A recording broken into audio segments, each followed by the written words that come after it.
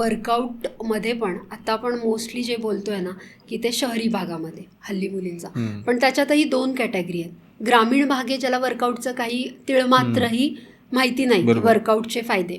मग त्यांना असं वाटेल की अरे मी एवढं करते ना, शेतात जाते, शेतावर कामं करते, दिवसभर राबते, माझं काम झालं ना.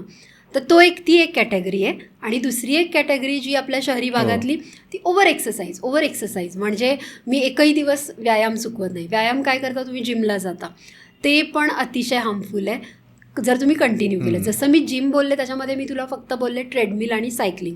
याच्यामध्ये ओव्हरवेट जे तुम्ही वेट ट्रेनिंग जे म्हणता ना ते या काळात योग्य नाही आहे. वेट ट्रेनिंग तुम्हाला पेरिमेनोपॉज आणि मेनोपॉज काळात योग्य आहे, पण या काळात तुमचं कम्प्लीट हेल्थ वेट कंट्रोल राहण्यासाठी तुम्ही वेगवेगळे पर्याय, कारण काय होतं मसल मेमरी क्रिएट होते. तुम्ही रोज अर्धा तास वॉक करताय, मग तुमची बॉडी त्याला सरावते,